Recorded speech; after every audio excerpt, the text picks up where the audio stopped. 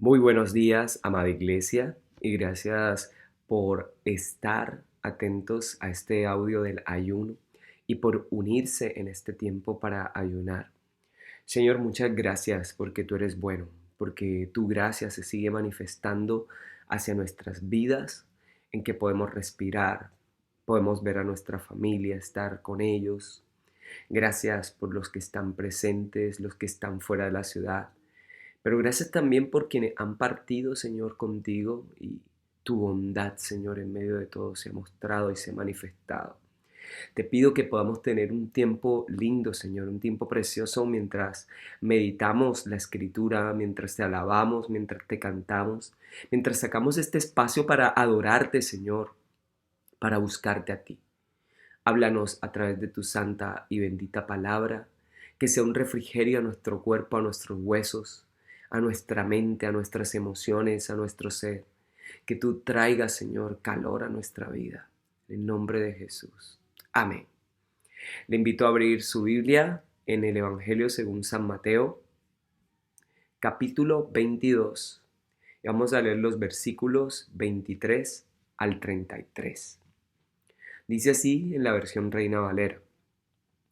Aquel día vinieron a él los saduceos que dicen que no hay resurrección y le preguntaron diciendo, Maestro, Moisés dijo, si alguno muriere sin hijos, su hermano se casará con su mujer y levantará descendencia a su hermano. Hubo pues entre nosotros 7 hermanos.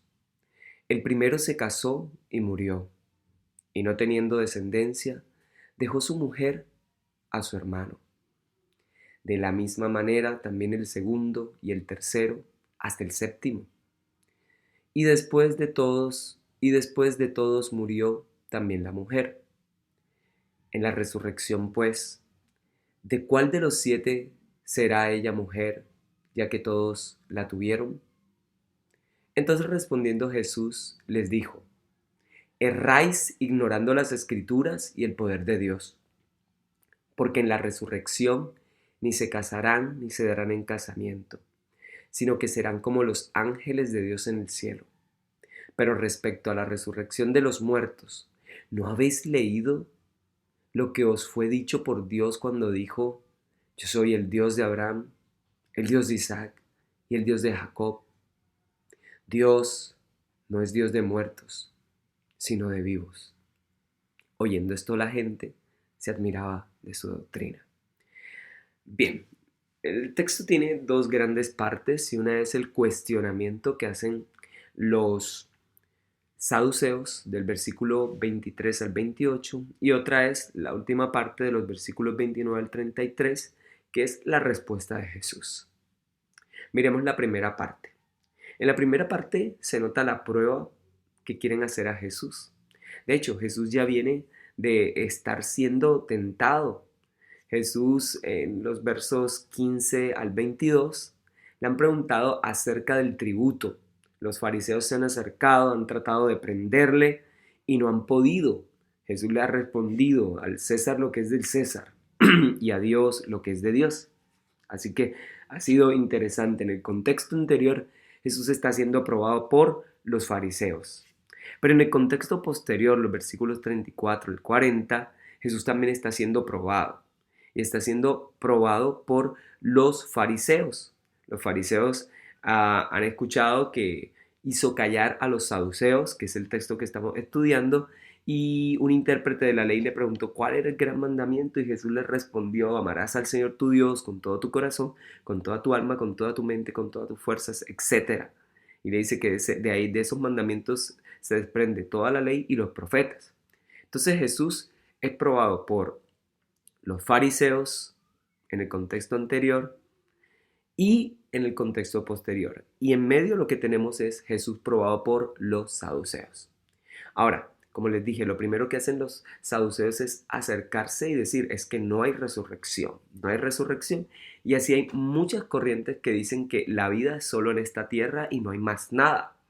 Entonces, de acuerdo a esa teología que ellos tenían de que la vida es en la tierra, es que se acercan a Jesús para decirle, mira, ¿y qué pasa con los que, este ejemplo de que un hombre se casó, tenía 6 hermanos más, así que todos tuvieron que casarse por la ley del levirato para que dieran hijo, y ninguno de los 7 tuvo descendencia y ella murió también. Entonces se le decía, ajá, y cuando resuciten, ¿cómo se va a hacer? ¿Cómo se va a hacer? Y creo que esto es algo que va a acabar con muchas de las doctrinas que hoy en día andas diciendo que la vida después de la muerte va a ser, sí, va a tener tu familia con tus hijos y todo esto igualito, igualito. Y no es así, no es así. Hay gente que tiene sueños. Por estos días había un pastor que estaba afirmando eso y lo decía no con base en la escritura, decía, no, es que tuve un sueño y en el sueño vi todo esto. Eso fue un pastor de Barranquilla, me decía. Y decía, esto es una revelación que tuve y empezaba a compartir acerca de eso. Y claramente eso está en contra de lo que dice la palabra. Pues en la resurrección, lo que creían los saduceos era que no existía, no había tal resurrección, y por eso decían, si ustedes afirman que hay resurrección, entonces, ¿cómo van a hacer con los que se casan, con la familia y todo esto? Entonces viene la parte de Jesús, y Jesús cuando responde le dice, ustedes ignoran las escrituras y el poder de Dios.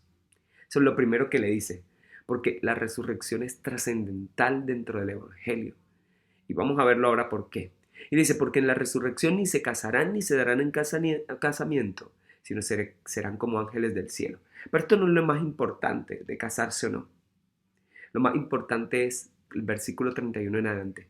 Pero respecto a la resurrección de los muertos, ¿no habéis leído lo que os fue dicho por Dios cuando dijo, yo soy el Dios de Abraham, de Isaac, de Jacob?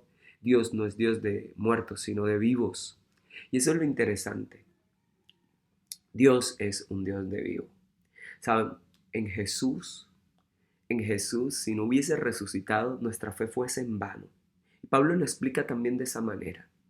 Aquí el meollo del asunto no es solo que Jesús llevó una vida perfecta, que Jesús murió y ya, no. Aquí el meollo es que Jesús resucitó, que Jesús está vivo, que Jesús no se quedó muerto. Jesús venció la muerte a través de la resurrección. Y si Jesús resucitó, todos podemos resucitar en Él, por creer en Él. Los saduceos pensaban que no había vida después de la muerte, pero sí hay vida, porque Jesús dijo, oh, yo soy el camino y la verdad y la vida. Nadie viene al Padre si no es por mí. Y a la final, estar con vida en la resurrección es permanecer junto al Padre, estar reconciliados por Él. Y la pregunta es, ¿crees tú en la resurrección? ¿Crees tú que un día junto a Jesús te levantarás de los muertos? ¿Crees que Jesús tiene el poder para levantarnos? Ahora, con respecto a esto de casarse, darse en casamiento, puedo dejar una pequeña reflexión, y es, aprovecha en vida a las personas que son tu familia, a la gente que amas, para amarlos como familia carnal, para amarlos con el amor al cónyuge, con ese amor pasional, porque más adelante ya no existirá ese tipo de amor. Habrá un amor superior, habrá el amor perfecto de Dios ya en su plena manifestación y sin pecado. Entonces aprovechemos para amar en este corto tiempo de vida que tenemos en la tierra a el cónyuge, a nuestros hijos, porque después no será de la misma manera. Ahora será muy superior porque será un amor, como dice, como los ángeles, ni se casan ni se darán en casamiento. Pero lo interesante aquí es que sí va a haber resurrección. Si Él vive, nosotros tenemos vida y por eso tenemos esperanza. Las injusticias de esta tierra no marcan nuestro destino celestial. Todas las cosas que pasan aquí no son nada en comparación de lo que viene, son sombra. Así que, amada iglesia, les invito a creer en el poder de Dios manifestado en la resurrección. Dios les bendiga.